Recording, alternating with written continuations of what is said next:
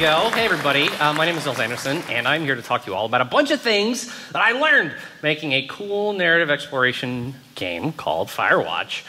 So very quickly, if you don't know who I am, way back in a distant, far simpler time known as 2012, I was the lead designer on this game here in town at Clay, and then I left to help start this place make its first game called Firewatch, which came out back in February.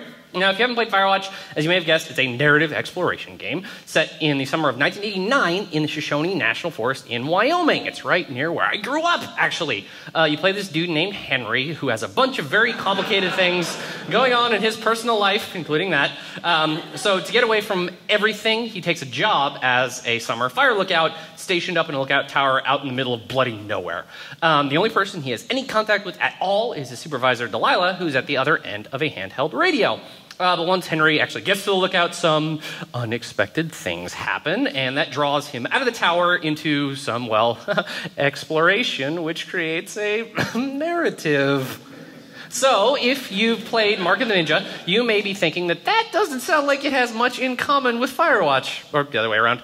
And you would be correct. I mean, I actually maintain that actually at a very high designery level, they do have a lot in common, but in terms of what the player is actually actively considering moment to moment, yeah, okay, fair enough. Those two games are not actually all that similar. And if you know me at all, or maybe might be able to surmise, if you played Ninja, I'm way more of a systems-y type designer. In fact, back in 2014, I talked here at the Fidelity Summit. Well, not literally here. It was over at the Stanley, but you know what I mean. I talked all about systems and how I think they're really important for communicating meaning and creating authentic experiences in games, and blah, blah, blah, blah. But so, to contrast that experience with making this way more narrative exploration feelsy type game, I wanted to talk about a whole bunch of things that I learned creating a narrative exploration game. And generally, these are things that actually no one at Campo Santo really anticipated ahead of time. You know, while some of us had made games that are in first person that have exploration elements or games that are very narrative centric, none of us had ever actually made something really like this before. So we learned a lot just kind of climbing into the trenches and making Firewatch. And so since I only have about 20 minutes, there are a lot of things I'm not going to be able to talk about, but I would be happy to do so later at the cool hangout out there this evening or over email or whatever. Okay, so just to set some bounds, here's what I mean by a narrative exploration game. And I do think using the term walking simulator is actually bad, and it makes me very sad. So let's use the term narrative exploration game instead. So I'm not talking about games like this, because even though some of those do have very specific narratives that they're telling, especially Talos Principle, yes, the focus is still very much on those puzzles. Like moment to moment, that's the thing the player is actively considering. So we're not really talking about those, and we're not really talking about games like this either, because their very cinematic influence presentation moves the player from scene to scene at the designer's direction, not really at the player's. So they're not exploration-y in quite the same way. So what I'm really talking about are games like these. And while narrative exploration games may share a lot in common with those two other types of games, and just other types of games in general, they have properties that give rise to a very specific set of design constraints. And so that's actually what I'm going to be talking about here today. There are 5 things in particular, so let's just dive right in. So first, and this is almost like a meta constraint that drives a bunch of the other things, but when creating a narrative exploration game, you will be shackled by your premise. Because in a lot of ways, the narrative is the game. Even with the what and the how of the player's exploration, i.e. like the active gameplay, that's still all being driven by the premise. Now, in a lot of games, it's actually pretty easy to backsolve from something that's needed for gameplay reasons to giving it a place in the game's world. And generally, like, players will be pretty forgiving of things that don't really make sense, but just make the moment-to-moment gameplay better. But here, that's not really the case. The player's suspension of disbelief is way more fragile in this type of game. Now, that does afford a lot of interesting possibilities, right? One of my favorite things about Firewatch is that it's a game set in the real world with just 2 ostensibly normal adults dealing with adult things, you know. There are no betentacled horrors or animated skeletons stalking around Two Forks Lookout. Now, don't get me wrong, those things are great. I love those things. Just ask me about how much I love Darkest Dungeon and Bloodborne. But with a narrative exploration game, there are just some settings and themes that you have access to that you can utilize that you just simply can't when you're making a game rooted in puzzles or conflict or survival.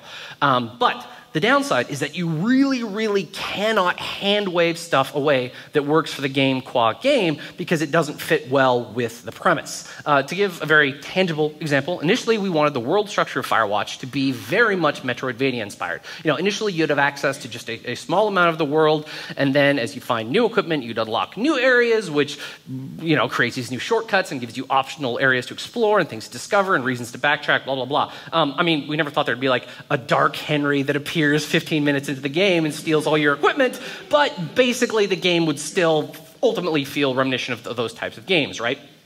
But the difficulty came in actually trying to execute on this because it turns out all of that optional stuff is really important in a Metroidvania type of game to making the player engage with the world structure. You know, all those optional like missile packs and health tanks, that provides meaning and purpose to unlocking those new locomotion motion abilities and backtracking into the game. You know, it's not really good design to get some new item, get access to a new area, and then there's just like nothing there. So we tried adding those things into Firewatch, but it ended up being really, really challenging. There's still like some amount of it there, but it ended up being like a lot more obscure than we intended. I can't really see, but as a quick survey, put your hand up if you heard the tale of Raccoon Carter after you were attacked by a raccoon in Firewatch. Like 5 people, probably. Okay, now put your hand up if you heard the cassette recording in the game, not in the soundtrack, of the song Ol Shoshone. One guy, maybe. No, that's just some guy with his hand on his chin. All right, probably not a single freaking person. So not really that many people. And I suspect part of the reason is that the premise of Firewatch drives people towards staying on the main path of the game. And this is kind of further exacerbated by the fact that in Firewatch, we actually have no idea when the player is going to be encountering like any of this optional side content. And again, because we don't have missile packs or health tanks, all that side content is basically like story conversation with Delilah type stuff. So, you know, in Super Metroid, like if you need the high jump boots to get some health tank, it actually doesn't matter if you get that new health tank 30 seconds after you get the high jump boots or like 3 minutes before the end of the game. But in Firewatch, when you encounter or potentially encounter the side content, like what's going on in the rest of the story could change massively depending on whether or not it's like day 2 in the first third of the game where you and Delilah are just kind of like palling around and getting to know each other, or at the very, very end of the game on day 79 where things have just gone completely bonkers. So very briefly to recap, we tried to apply a game structure that was very familiar, but we ended up having to really like twist and mutate it into a very strange shape because of the game's premise in ways that we wouldn't have had to do if we weren't making a narrative exploration type of game. Okay, so on to the second thing. In narrative exploration games, present tense is way harder to do than past tense. And by this, what I mean is that in most games, you know, with any kind of plot, the events taking place are basically in the present tense, right? Like the plot is unfolding around the player, and they are an active participant in the game's events. But that seems obvious, right? However, for nearly all other narrative exploration type games, including their progenitors, which do have like more mechanically combat-y systems, all the game's plot has basically already happened. You know, the player is some combination of a detective and an archaeologist trying to piece together exactly what happened in this space and why, but everything that is going to happen has basically already happened. Now, for Firewatch, we didn't want to do this. For the story we wanted to tell, we wanted the events to be actively unfolding around Henry as he was spending the summer out in the Wyoming wilderness. Now, the challenges with this are myriad, but probably the biggest one was that we had to figure out how to actually tell a story like that when the story takes place over a much longer period of time than the actual duration of the game. Now, obviously, movies and TV shows do this all the bloody time, right? Like, in fact, if a movie or a TV show has the actual events on screen literally being just the duration of the events taking place, that becomes like the conceit of the whole work, right? That's what like 24, Run Lola Run, or Rope is about. But in games, you know, the player just actively experiencing everything that's going to happen in the entire story in real time is like is usually the case and probably even really the default. So to handle Firewatch taking place over an entire summer, we ended up using this like kind of day-based structure where at certain points the game would cut and jump forward either a day or a whole bunch of days to communicate the passage of Henry's summer. But the challenge with this ended up being that those cuts often came at very surprising moments. Now, this wasn't an accident, right? Like we wanted where each day ended to have the feel of like a good cinematic edit. But it had the somewhat unintended consequence of discouraging or even literally preventing players from exploring outside of the main plot line and the corresponding areas where the main plot was leading them. And I think this is at least part of what contributed to the game feeling like a lot more linear than it in truth like actually is. And then sometimes we were actually wrestling with the complete opposite problem where we had to figure out some way to support the player being where they weren't supposed to be yet. For example, there's this bit on day 77 of the game where you go and you get a new walkie-talkie.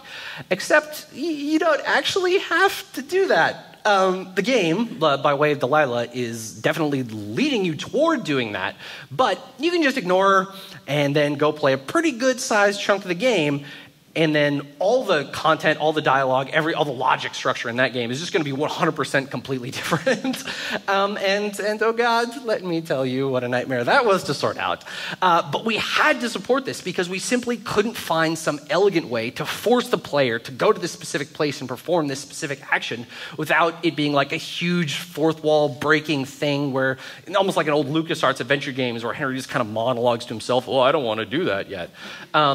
So I guess the takeaway here is that if you are going to set a narrative exploration game in the present tense, you're going to have to give a lot of thought to things like what parts of the game the player has access to and at what times, because again, like the suspension of disbelief here is just way more fragile in this type of game. Okay, moving on, the third thing that we found unexpectedly challenging when it came to developing Firewatch as a narrative exploration game was that we could not rely on the usual means of communicating information to the player. Probably more than anything else, this problem challenged us again and again in many, many different ways. So to link back to the first thing I mentioned, we were especially challenged by this because of our premise. Specifically, Firewatch is set in the wilderness of Wyoming, and there's nothing in Wyoming. Now, I doubt many of you have been. That's an actual town in Wyoming. I doubt many of you have been to Wyoming. If you have, I'm sorry. But there is this great band from Kingston, Ontario, called the Arrogant Worms, and one of their songs really truly captures the essence of what it's like to be in Wyoming. So I just want to transport you all there for just a minute. Because we've got rocks and trees and trees and rocks and rocks and trees and trees and rocks and rocks and trees and trees and rocks and rocks and trees and trees and rocks and water. All right, everyone! We've got... No, I'm just kidding. And those are all actual pictures from Wyoming. There is nothing there. So because we set Firewatch primarily in the wilderness, we don't have the luxuries that even Gone Home did of, being set inside a goddamn house where there's people who have written things down and have personal belongings and stuff. We have a few written documents and other man-made artifacts, in the game where it made sense. Certainly far more than there would be in any similar stretch of the real world. But hopefully not so much that it bursts the player's suspension of disbelief. But we still couldn't have that many. Certainly far fewer than other games of this genre are normally able to create based on their premise. So we were just constantly wrestling with ways to communicate things to the player. We leaned on Delilah a lot for this, but obviously she couldn't be some kind of omniscient figure that just constantly feeds you everything you need to know. As is previously mentioned, we wanted the game to take place actively around the player. So there will just be things that Henry is experiencing first, and for Delilah to know about them, Henry, has to tell her. But, of course, the player generally has the option to choose what and what not to talk about, so we couldn't guarantee exactly what Delilah might know when, and thus we can't really be sure what she'll be able to communicate to you or not. So we actually end up having to write this simple AI brain for her to keep track of what the player has and hasn't told her and change her dialogue selections and other events based on that. But even that wasn't always sufficient. There were simply some times where we had to have Henry automatically tell Delilah something just because that bit of information was so important to the plot that there was kind of no way for the game to keep meaningfully moving forward without both of the characters knowing about it. And even then, we still had to invent several other means of getting the player to discover things and go places without Delilah's intervention. The weird science-y tracking gizmo that you find in the last kind of third of the game, that was basically invented solely just so there'd be another thing in the game, aside from Delilah, that would lead you to a certain place, and thus you could discover things that she doesn't know about. Now, this whole challenge of communicating information to the player caused a lot of really horrible low-level implementation problems that I'm not going to get into right now, but again, I'm happy to talk about later afterward. But yeah, generally, if you're ever making a narrative exploration game, you have to think very carefully about how information is being communicated to the player and in just what ways those systems can fail, because unlike other types of games, you probably have very little to fall back on. Okay, so fourth thing in narrative exploration games, narrative is basically going to be the only thing the player is going to be focusing on. So you have to look for aspects of your design where you can still make the game feel very tangible and reactive, right? Most games get this feeling out of just their moment-to-moment gameplay interaction, but for this type of game, the moment-to-moment interaction is basically walk around, look at a thing, and maybe hear someone talking. So to address this in Firewatch, we ended up building a system that was actually largely based on the dialogue system that Valve built for Left 4 Dead. Elon Rushkin, who used to work at Valve, gave a really good talk about this at GDC 2012, and it's actually up on Gama Sutra for free. You can just go watch it, and you should. It's very good. But briefly, basically, what we built, and this is what they built for Left 4 Dead, is that the game provides a way to log when certain events have occurred, and then write out variables accordingly in a very generic, really easy to utilize and expand fashion. Then we have the ability to kind of trigger new events that can then use that previously stored data as conditionals. If a certain event is triggered, you can build a whole bunch of different responses to that one single event, and then the game just evaluates them based on the one that has the most conditions down to the least, which is kind of working on the assumption that the most specific response is going to be the most interesting one to the player, which generally actually proves to be true. So as we were developing Firewatch, we tried to be as cognizant as possible of when we could record those moments that a specific thing transpired, right? It could be the player making a certain dialogue choice, or entering a specific area, looking at a thing, or picking up an object and throwing it, maybe picking up a boombox, it's blasting 80s synth pop, and then throwing it into a lake that has some drunk skinny dipping teens in it. Basically, we were always looking to record specific moments of context where something happened that we could potentially react to later. And I'm quite sure that we stored way more of that stuff than we ended up utilizing, but it was always there. And it was always in our minds as we were building out the moments and encounters in the game. And so one of my favorite small instances of this is where on the very first day of the game, if you radio Delilah about this shale slide hill that you're supposed to follow down to the lake, Henry has the option to kind of quip about the name of the hill after Dee tells him that it's actually too small to have even been named by the USGS. The options are Cripple Gulch, Widowmaker, or Shitty Boss is going to get me killed hill. And then, if the player later opens up their map, they'll see that Henry's actually scribbled the name that he gave to the hill onto the map. But if the player never has that conversation, that label never appears. So it was a relatively small thing, but for the number of people that encounter it, it feels very reactive and tangible. So when you're building a narrative exploration game, recording those types of small moments of some kind of player action, it's vital, because that's basically all you're going to have for the game to react to. You can't react to the player attacking an enemy in a clever way or solving one step of a complicated puzzle, because there are no enemies or puzzles. Moments in the narrative that occur as the player is engaging with the game, that's basically all there is. And for us, and for many other narrative exploration games, creating those reactions was actually relatively inexpensive. Recording a small variant line of dialogue that calls back to a prior choice is actually way easier and cheaper than creating a whole new enemy type or puzzle mechanic or whatever. So again, leaning into our premise, we used Delilah's conversations with the player to make the game feel reactive and engaging despite the moment-to-moment gameplay, still basically being walk around, look at a thing, and listen to some talking. And so finally, and this relates how we develop some of that reactivity in the game's design, playtesting narrative exploration games is really, really goddamn hard. When we were building Mark of the Ninja, once we had enough of like a skeleton of the game up and running, what I did was literally just post an ad on Craigslist and then have a person who replied to the ad come into the studio once a week, Every week, you'd just be a new person, sit them down in front of the game, and watch them play like a level or two. It was obviously very painful sometimes, but it was very useful and instructive. I was able to scribble down like 1,000,000 notes and immediately just go back to my desk and start making changes. We tried to do some kind of similar playtesting for Firewatch, but the results were like far more mixed. If something wasn't working, it was really difficult to determine why it wasn't working. If some scene or moment wasn't connecting, is like, what was it because those lines of dialogue just hadn't been recorded? So the player was only reading like the subtitles at the bottom of the screen, and obviously that doesn't carry the same emotional heft that an acted performance does. Or like maybe they got lost earlier, and then they were just kind of mentally fatigued and annoyed when they finally got to this scene. Or like maybe they misunderstood some part of the plot from 5 minutes earlier, and thus the current scene doesn't make any sense, but if they had understood that, then the current scene would have been fine. It was obvious to see when people were having problems, but it was way less clear as to why they were having those problems and thus what the solution should be. And to be like perfectly honest, I'm still not sure what the right approach to this is. The thing we discovered is that we basically had to build full sections of the game to like near shipping quality before we could genuinely evaluate them. But obviously, that's not great. We had to invest a lot of time into something before we could even start to learn whether or not it was working.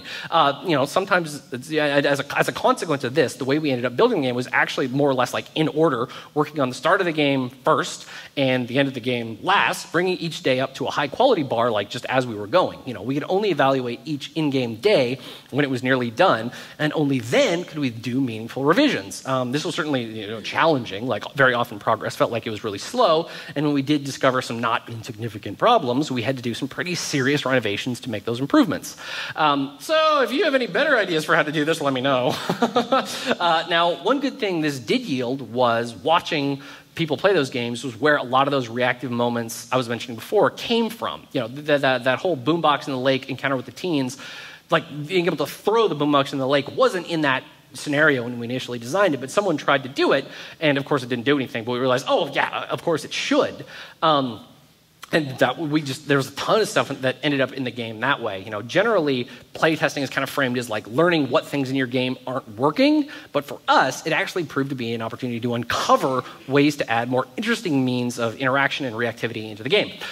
Whew, this is probably already blasted past 20 minutes, according to this clock it has. So I'm going to skip any kind of like clever conclusion, and I'll just simply say that I think there's a lot of unexplored design territory when it comes to narrative exploration games. But there are also challenges designing this type of game that are particularly unique to this genre, and if anyone here does end up making something like this, or even another type of game that has some of these same characteristics, hopefully you can avoid or at least spend like slightly less time hacking through the weeds, solving some of these problems than we did making Firewatch.